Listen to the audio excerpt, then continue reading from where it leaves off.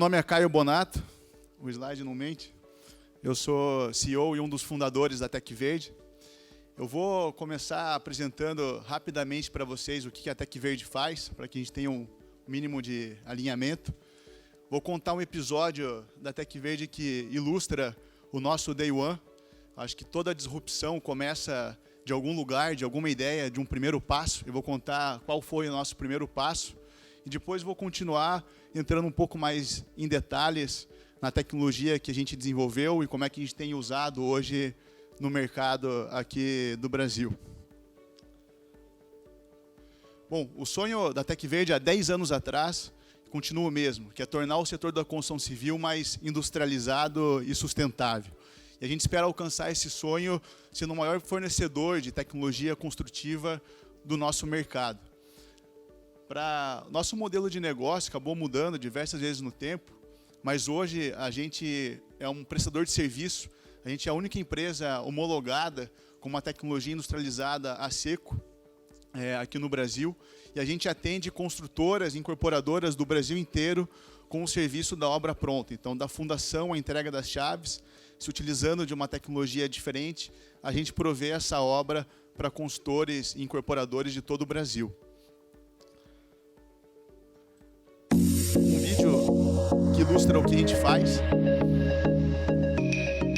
da engenharia inicial do produto, do design do produto, seja de projetos nossos ou de um projeto que vocês já tenham pronto, a gente desenvolve toda a engenharia desse produto, do design aos projetos estruturais, a todas as outras disciplinas dentro de casa, de uma forma integrada, se utilizando de BIM.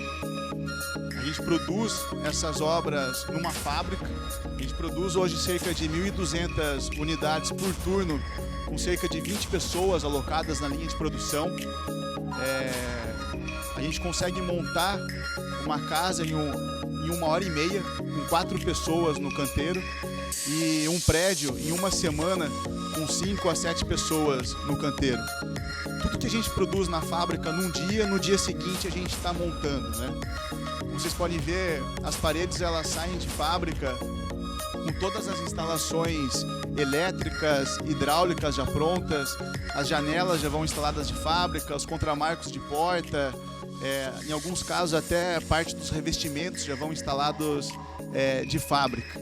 Cerca de 80 a 85% do escopo da obra vai pronto de fábrica, Os telhados a gente também acaba industrializando, a gente leva peças prontas para o canteiro, monta os telhados inteiros no chão. Ali vocês viram um telhado que estava parcialmente montado.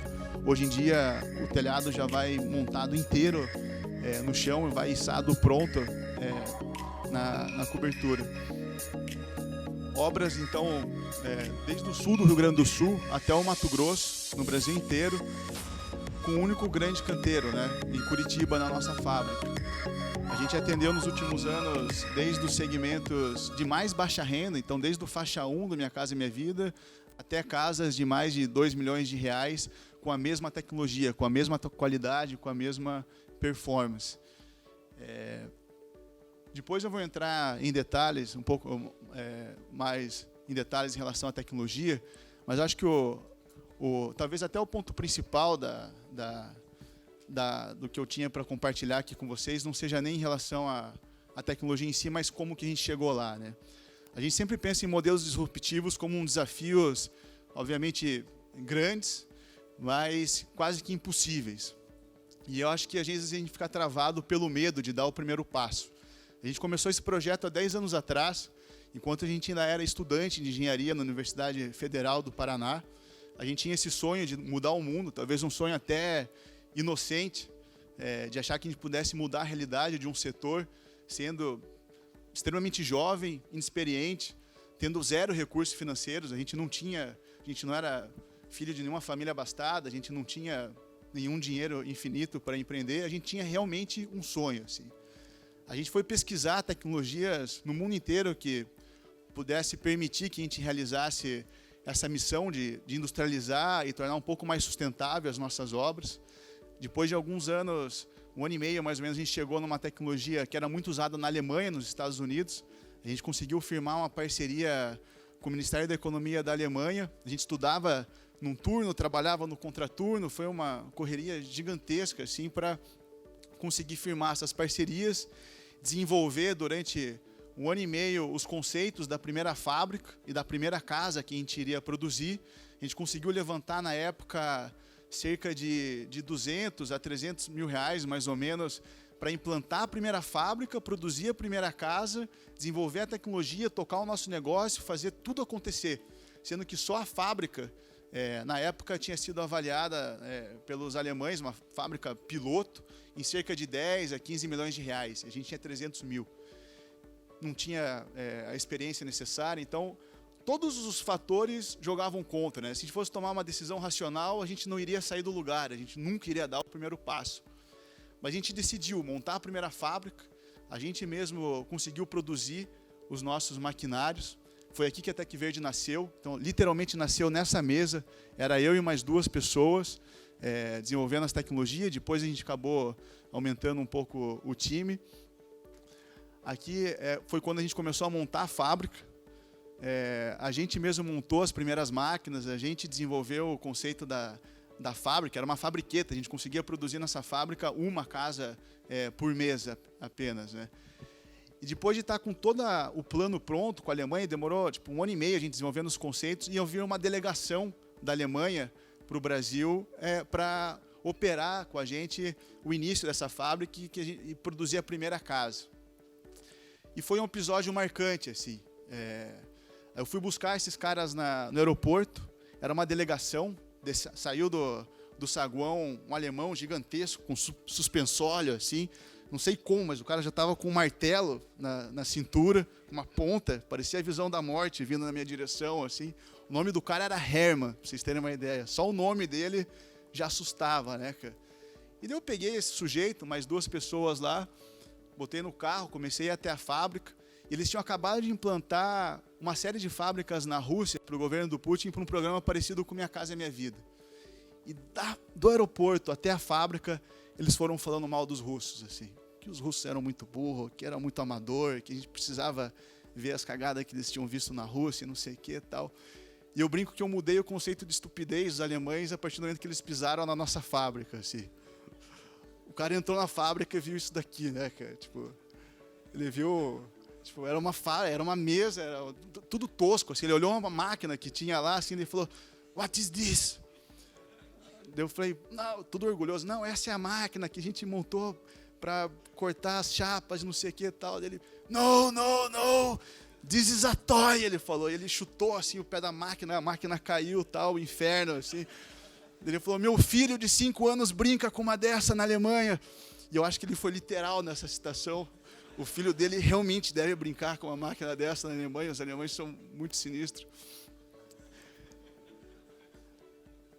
Mas o mais interessante é que a gente conseguiu produzir a primeira casa.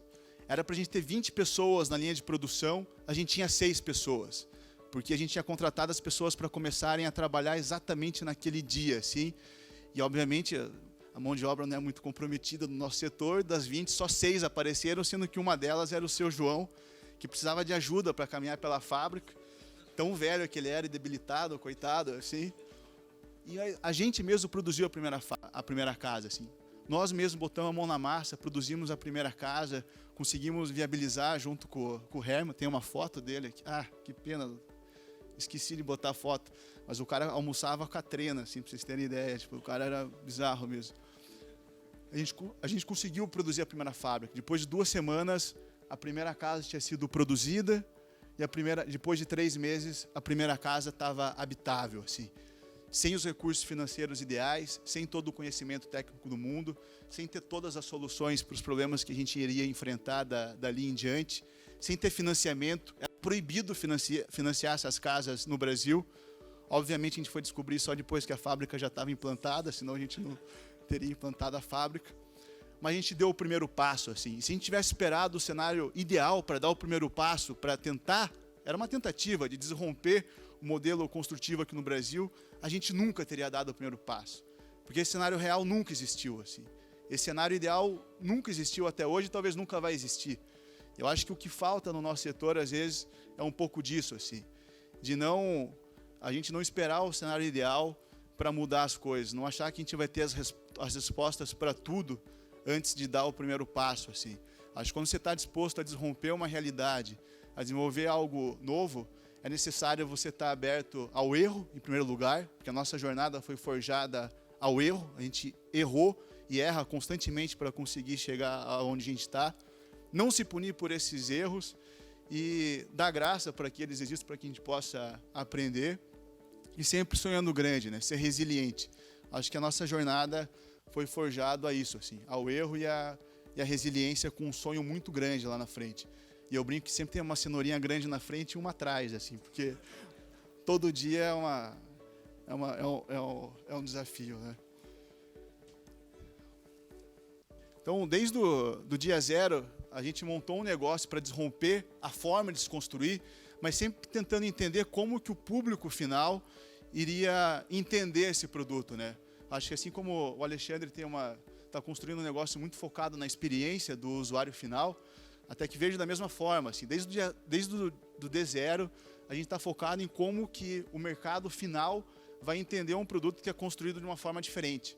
Então, tudo que a gente fez até hoje levou em consideração que o produto tivesse a estética de uma obra convencional, a usabilidade de uma casa convencional e pudesse oferecer uma experiência de habitar melhor que numa construção convencional, através de mais conforto térmico e acústico, através de mais facilidade para fixar móveis nas paredes, mais facilidade para lavar e manter a casa ou o apartamento. Então, você acaba não percebendo a diferença estética do produto. A estética final é exatamente a mesma. Você tem um conforto acústico 2 a 3 vezes superior a uma casa de alvenaria tradicional. Esse gráfico ele ilustra, né? Uma pessoa com uma britadeira tem uma percepção de ruído significativamente menor numa casa com a nossa tecnologia do que numa casa em alvenaria tradicional. Da mesma forma, o conforto térmico, tanto num dia quente quanto num dia frio, o conforto da casa acaba sendo bem maior numa casa com a nossa tecnologia. Isso significa que ou a casa por si só é mais confortável, ou um imóvel que é climatizado acaba gastando até 2 vezes menos energia para manter esse imóvel numa temperatura ideal, né? Seja aquecendo ou seja refrigerando esses cômodos.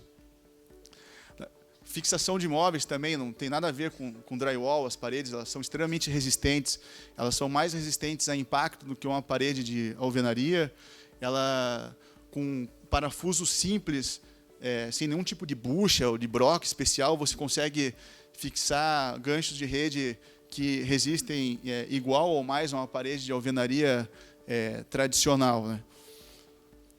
Então, a composição das paredes se dá com diversos materiais secos. Então, você tem uma estrutura de madeira que está lá dentro, escondida por trás de diversas camadas de chapas de USB, de cimento, gesso, quando necessário, isolamentos térmicos e acústicos. E graças a esses materiais secos é que a gente consegue industrializar radicalmente o processo, né? A gente consegue se utilizar de máquinas e numa linha de produção em série mesmo, de forma descentralizada, em fábrica. A gente não precisa esperar que nenhum material seque ou cure para que a gente continue avançando com a agregação de valor no produto. E a madeira, ela obviamente está associada ao nosso valor de tentar tornar o setor da construção civil mais sustentável, além de industrializado, e é uma tendência global, né? Se pensar os países envolvidos da Ásia, Europa, América do Norte, todos têm incentivos hoje importantes para o uso da madeira. Se olhar a Caterra está apostando todas as suas fichas na madeira, no CLT. Se olhar a Europa, os grandes bancos subsidiam taxa de juros para o uso da madeira na construção civil, por ser uma matéria-prima que sequestra carbono, acaba trazendo uma eficiência térmica importantíssima, principalmente para esses países que usam muita energia para a climatização dos seus imóveis, né? E no Brasil, a gente acha que isso não é diferente.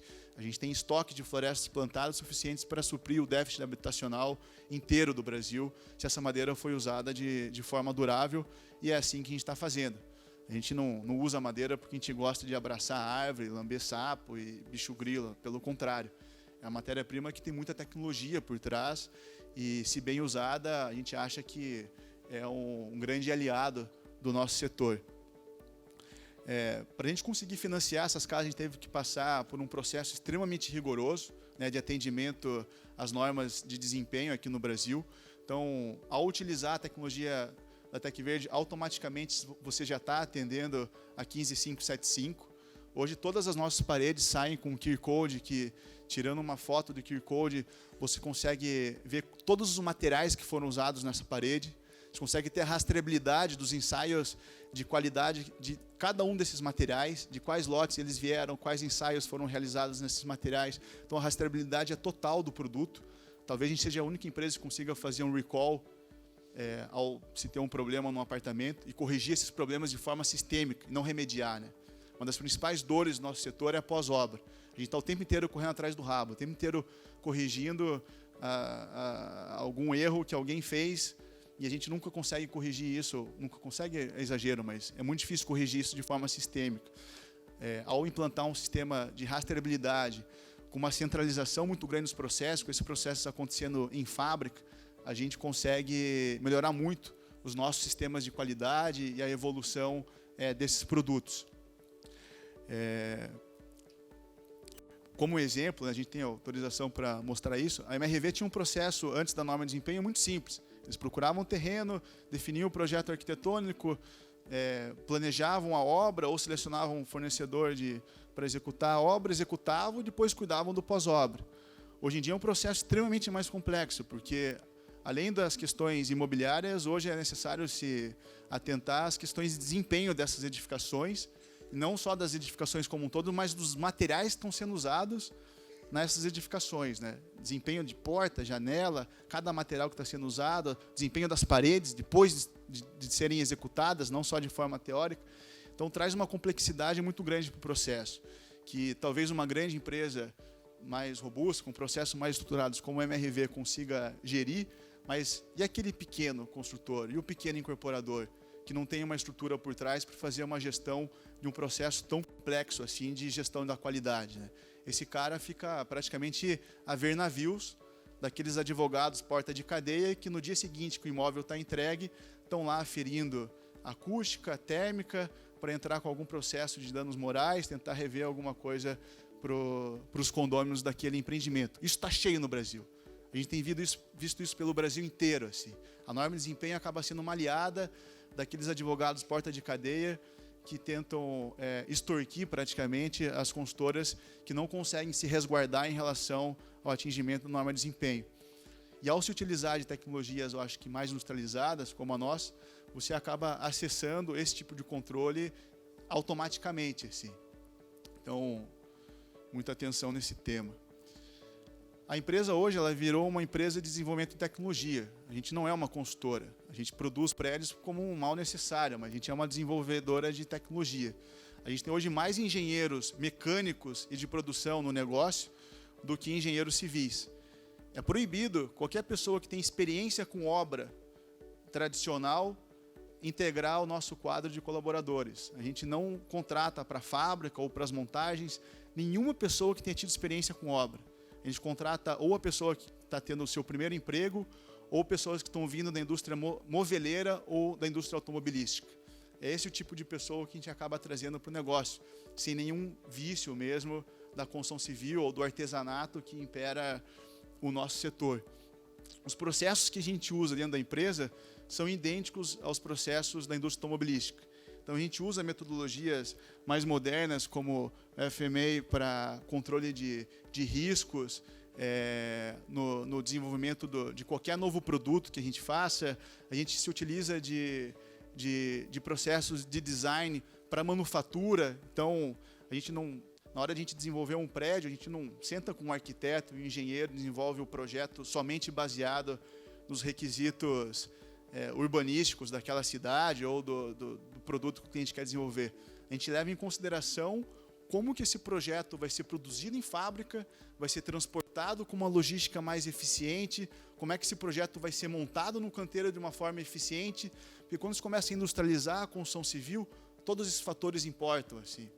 Então, a gente monitora hoje com chips no capacete dos nossos colaboradores qual que é o tempo que eles levam para ir até o caminhão, voltar, montar um painel, voltar até o estoque, pegar outro painel. Todo esse deslocamento em canteiro a gente consegue monitorar e graças a esse monitoramento, a repetição, a gente consegue otimizar o processo de montagem. Reduzir a quantidade de gente de canteiro, reduzir os riscos de falha no canteiro, reduzir a quantidade de horas de guindaste aplicadas no canteiro, porque, eu digo isso porque a industrialização, ela só é viável, só faz sentido você gastar tanto tempo com tanta coisa assim, se ela tiver um fim que é a eficiência da obra. A gente está o tempo todo falando em industrialização e sustentabilidade com o objetivo de tornar essa obra mais eficiente, mais produtiva. Se não fosse esse o fim, não tem por que a gente fazer isso. O fim é produtividade e eficiência de obra. Traduzindo isso para mais velocidade, menos riscos, né, de custo, de acidentes, menos custos total de obra. Ao ser mais produtivo e mais eficiente, a gente consegue ter uma obra que custa menos. E a gente acha que nunca, plagiando aí alguns, nunca na história desse país foi tão importante você ser eficiente em obra. Acho que está dado aí, né? Acho que ninguém está mais discutindo que subsídio para habitação social vai praticamente deixar de existir nos próximos anos. Talvez seja o último ano, aí estamos igual o tubo de pasta de dente, tá? Já está com o cabo da pá, já está esticando, dando aquela espremida assim que chega a doer a unha, assim, para tirar a última gota de pasta de dente antes de abrir um tubo novo. Mas nós estamos nessa fase, não vai mais existir. O mercado vai ter que se reinventar. É sabido que para o imóvel de baixa renda, pouco importa o valor de venda, importa o valor da parcela. Se você não tem subsídio e a tendência do nosso setor é acelerar, né? A tendência do nosso setor é acelerar. E ao acelerar, a tendência é você ter uma inflação ferrada de custo, principalmente por mão de obra. Não tem como controlar isso. Faltar mão de obra, os consultores vão começar a brigar por mão de obra, o custo de mão de obra vai subir. 50% do custo de um imóvel tradicional é mão de obra, 50%, 60%. Ao subir esse custo, o preço total do imóvel vai subir, o valor da parcela final vai ficar inviável para aquelas famílias de mais baixa renda, se você não tiver algum tipo de subsídio. Então, acho que, no nosso entendimento, não existe forma de você atacar o déficit habitacional, principalmente das famílias de mais baixa renda, sem você se tornar mais eficiente no canteiro, sem você conseguir reduzir custos. E para reduzir custos com construção tradicional, que é extremamente dependente de mão de obra, é quase impossível. É uma tarefa hercúlea você conseguir reduzir custos dependendo de mão de obra no Brasil. É quase impossível. Imagine qualquer variação de custo em mão de obra de 10% significa 5% do custo total. Como é que você combate um crescimento de 5% no custo total somente com melhorias incrementais nos processos tradicionais, que é extremamente difícil você controlar, treinar a gente, replicar conhecimento, quase impossível. Então a gente imagina que, não só a nossa tecnologia, mas qualquer outra tecnologia que dependa menos de mão de obra e esteja mais focada na industrialização fora do canteiro, seja o futuro para combater o déficit habitacional, não só aqui no Brasil e no mundo. E é esse benchmark que a gente faz com os principais players globais. Hoje a gente acaba sendo uma referência no mundo para a industrialização fora de canteiro para habitação de interesse social, no mundo todo. Com a terra, qualquer outro player acaba tendo uma relação bem importante com a gente quando esse é o foco. Tem um vídeo aqui de como é que a gente usa o BIM. Esse cronômetro está travado aqui, eu não sei se eu estou adiantado, atrasada. Aqui está marcando 15.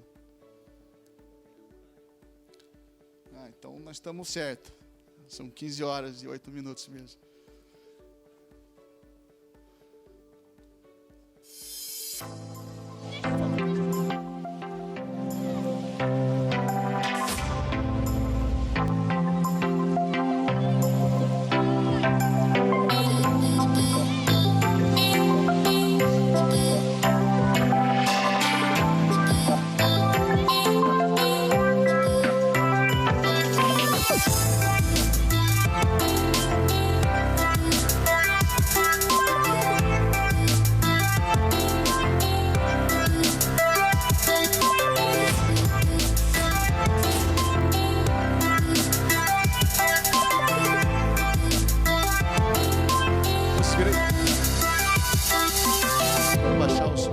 todos os materiais que a gente usa foram previamente projetados.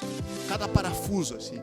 Tudo que a gente produz aqui na fábrica é através de uma ordem que é dada por um engenheiro que pode estar em qualquer lugar do mundo. Esse cara está projetando a obra, está definindo como é que a carga vai ser transportada, e baseado nesses processos, baseada nessas decisões de um engenheiro que está numa sala qualquer, a obra acontece. Então, a gente tem um controle total dos materiais, de tudo que vai ser produzido cada dia, tudo que vai ser transportado cada dia, tudo que vai ser montado cada dia. Esse processo inteiro é integrado, né?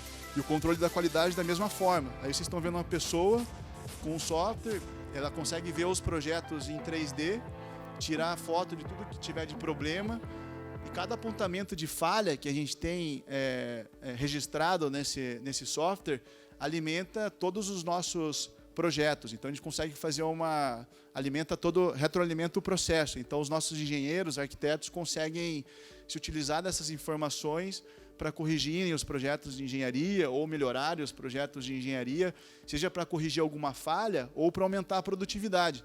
Às vezes você projetou um negócio para encaixar de uma forma, uma instalação hidráulica, elétrica, para encaixar de uma forma super fácil no canteiro, chegou lá, o montador viu que demorou, porque tem algum conflito num canto ou outro. A gente consegue corrigir esse processo para aumentar a velocidade de montagem em canteiro. Benefícios que a gente acaba tendo, né? Se a gente compara com outras tecnologias,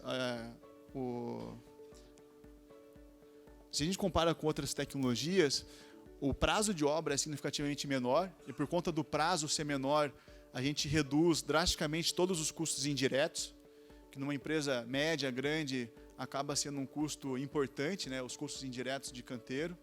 A gente reduz drasticamente a quantidade de mão de obra. Então, a gente sai de 8 a 8,5 o índice de mão de obra, o IP, para cerca de 2,5.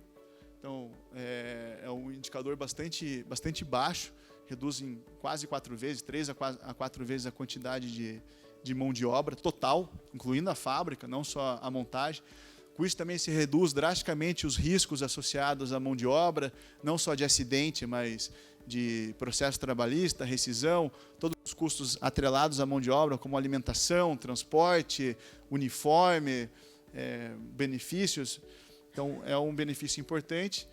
E o custo total da obra também acaba sendo menor que uma construção tradicional. Você acaba tendo um custo de indiretos mais indiretos menor do que a média do mercado, né? Obviamente, talvez algum de vocês possa ter um custo diferente disso, menor ou maior. Aqui é para dar uma ideia mesmo do impacto da tecnologia, né? Tipo, você consegue oferecer um produto muito melhor, com todas as vantagens que comentei, entregar um edifício ou uma casa de forma muito mais rápida para o cliente final. Isso acaba sendo um fator decisivo de compra e com um custo menor do que a média do mercado.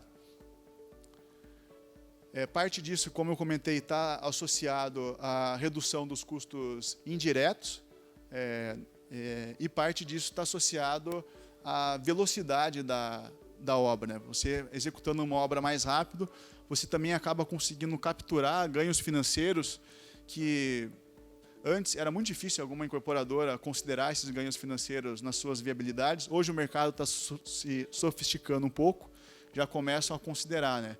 Você intensificar os fluxos de medição, acelerar o retorno desse capital investido, diminuir a tomada de PJ junto à Caixa Econômica ou qualquer outro banco, acabam sendo um fator importante para a viabilidade do negócio, para a rentabilidade dele, e acabam sendo um benefício intrínseco da utilização da tecnologia. São projetos que a gente entregou, então, as arquiteturas mais diversas mesmo, não existe limitação arquitetônica, projetos das arquiteturas mais diversas, desde daquele tipo até obras bem simples, do faixa 1, faixa 1,5, faixa 2, no Minha Casa é Minha Vida. Eu vou passar rapidinho, porque está acabando o tempo e obra é tudo igual, né? Então, esse é um projeto bem interessante no Rio Grande do Sul. São casas de veraneio no Rio Grande do Sul.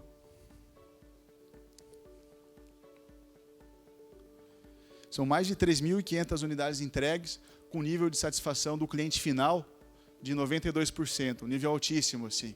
As mesmas consultoras, a gente monitora a satisfação dos clientes dessas mesmas consultoras em obras tradicionais, em outras obras dela, esse nível de satisfação não passa de 80, 70 e pouco. Então, as pesquisas de mercado que a gente faz uma pesquisa na entrega, depois de 3 meses, 6 meses, e depois a cada ano, com os clientes dos nossos clientes. Então, a gente monitora a satisfação das pessoas que realmente estão morando nessas casas, para que a gente esteja sempre desenvolvendo um produto focado no cliente final, no usuário final dessa casa.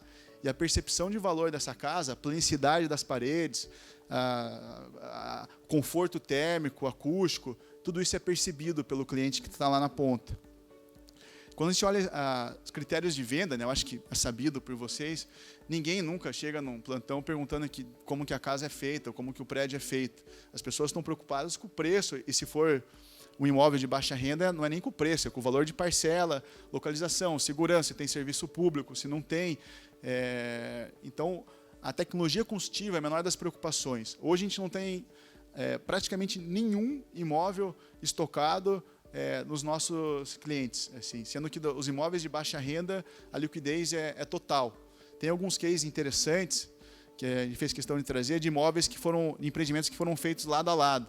Tipo, ao lado do nosso empreendimento, o mesmo projeto, o mesmo produto, vendido ao mesmo preço em alvenaria e na mesma localização, o empreendimento vendido com a nossa tecnologia. A liquidez sempre ou a mesma ou maior, assim, sendo que quando a gente consegue ter uma condição para o pré-absoluto que nos permite acelerar a curva de obra, o fato de entregar a obra mais rápido acaba virando um fator de decisão extremamente importante, assim. A gente consegue entregar o empreendimento em menos de um ano. Tipo, esse cara sair do aluguel um ano antes do que ele tinha previsto, faz uma diferença gigantesca para a vida desse cara. Se esse cara gasta R$1.000 por mês de aluguel, ele conseguir sair um ano antes, ele vai economizar uns R$12.000. Provavelmente é o valor que ele estaria poupando para dar de entrada, assim. Então, a gente acaba conseguindo, com a velocidade, impactar, de fato, a vida das pessoas de mais baixa renda. Esse é outro projeto interessante, também, graças à promessa de velocidade de entrega, ele se iniciou 100% vendido, foram 216 unidades, o primeiro empreendimento com certificação do Green Building aqui no Brasil, o primeiro empreendimento de baixa renda, na Minha Casa Minha Vida, com certificação do Green Building. Tipo, o projeto inteiro se deu em menos de um ano. Da MRV também, a gente iniciou alguns projetos com eles da mesma forma, as obras 100% vendidas ao lado de um empreendimento com alvenaria e parede de concreto. Bom, e por aí vai, não vou me alongar aqui.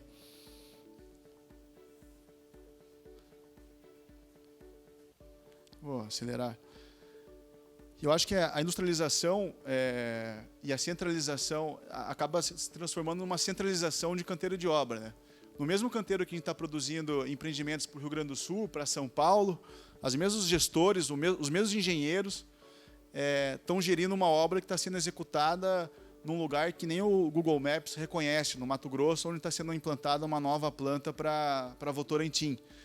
Então, mão de obra que talvez nunca iria até essa cidade de Guaíra tocar uma obra para Votorantim, pelo fato de essa obra estar acontecendo em boa parte numa fábrica em Curitiba, a gente acaba conseguindo se utilizar de mão de obra, de processo, controle desses processos, de uma forma centralizada que torna o processo como um todo mais eficiente, né?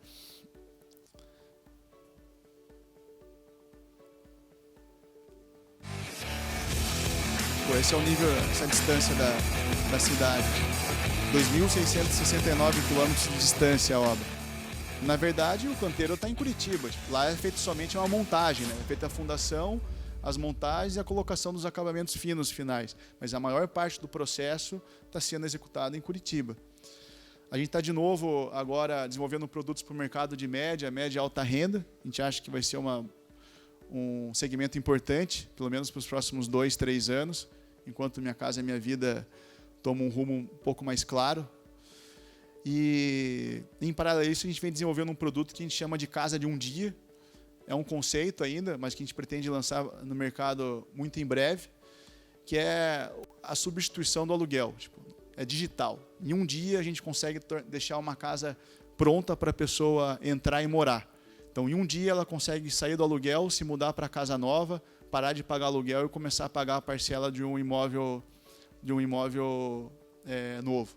Isso a gente acha que também muda a vida de algumas centenas de milhares de pessoas no Brasil, aquelas pessoas que hoje não se mudam porque não conseguem pagar o terreno, o aluguel e a construção da casa ao mesmo tempo. Eu não vou entrar no mérito do trabalho de engenharia, a gente fez benchmark no mundo todo, pesquisamos pra cacete com diversos institutos de tecnologia e chegamos num produto que hoje a gente já está conseguindo montar em 8 horas. A primeira casa a gente montou em 10 horas, hoje a gente está conseguindo montar em 8 horas.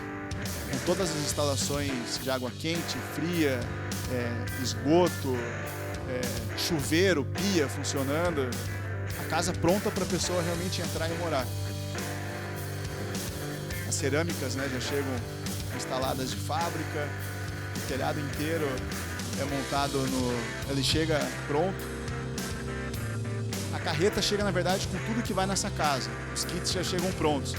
Cada ambiente, o que precisa ser instalado em cada ambiente, chega como se fosse um Lego. A pia com todos os acabamentos ali hidráulicos, elétricos, para cada ambiente. Os painéis de cobertura já chegam com um forro instalado e toda a parte elétrica também instalada.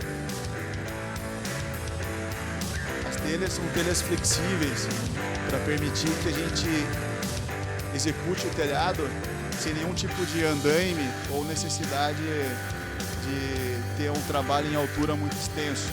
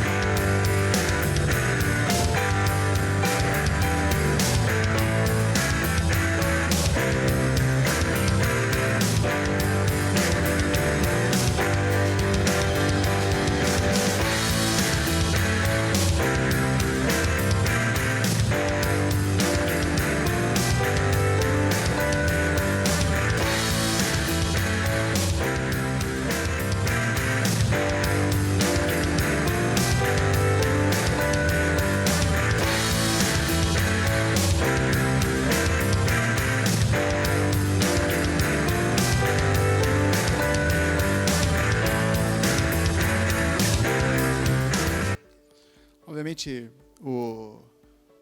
agora é uma questão, a gente está desenvolvendo novos designs, tentando diminuir a quantidade de tempo e a quantidade de gente para montar a casa, mas é uma disrupção que a gente está tentando fazer com nós mesmos, de montar uma casa num dia, né? E eu acho que, para finalizar, a construção, a industrialização da construção, a inovação na construção, a gente sempre fala de inovações no nosso setor, mas as pessoas às vezes esquecem que existe um imóvel lá para ser construído, né? A gente inova em todos os aspectos de venda, gestão, uso, um monte de coisa, mas a gente esquece que no final do dia a gente precisa executar os imóveis. Então, o convite que eu faço para vocês é para que vocês pensem também como é que vocês conseguem executar os empreendimentos de vocês de uma forma diferente. A real dor do nosso setor, eu acho que está aí, né? O impacto que a gente pode ter no mundo, sendo mais produtivo e mais sustentável, é gigante. E esse impacto se dá pelo esse mal necessário, esse pequeno detalhe do nosso setor, que é a construção em si. Meu pai sempre falou que ter uma consultora era maravilhoso se não tivesse o cliente e o funcionário. Eu concordo com ele. Mas eu acho que a gente está aqui para mudar esse cenário, né? A gente está aqui para fazer diferente. Você tem diversas empresas no mundo, você tem centenas de empresas tentando inovar o nosso setor no Brasil. E eu acho que aqui algumas delas que estão entrando na dor da construção, Brasil ao Cubo, Mora, Imecon, algumas grandes como Saint-Gobain, Smart. Tem algumas empresas que estão tentando inovar e mudar a forma de se construir. E o convite que, eu acho que o ponto principal, acho que daqueles que estão aqui nessa sala, é que não é só desenvolvendo tecnologia que você contribui para as mudanças no nosso setor. Às vezes, usando as tecnologias é a forma mais impactante de você contribuir para as mudanças do nosso setor. Num setor tão resistente à mudança, um setor que costuma demorar muito para tomar suas decisões, ou tomar as decisões da forma mais conservadora possível, eu acho que agora a gente está num momento de mercado, de mundo, que tem uma diferença em relação a esse modus operandi que a gente viveu até hoje, assim. Acho que é um mundo que vai demandar decisões um pouco mais agressivas, um pouco mais radicais, talvez tomadas de uma forma um pouco mais rápida, e o momento é agora, assim. Então, eu acho que cabe um pouco a reflexão em relação a como é que a gente vem construindo as nossas obras, não necessariamente usar a nossa tecnologia, mas pensar em como é que a gente constrói de fato de forma mais eficiente e estarem abertos para tomar algumas decisões difíceis. Legal? Obrigado.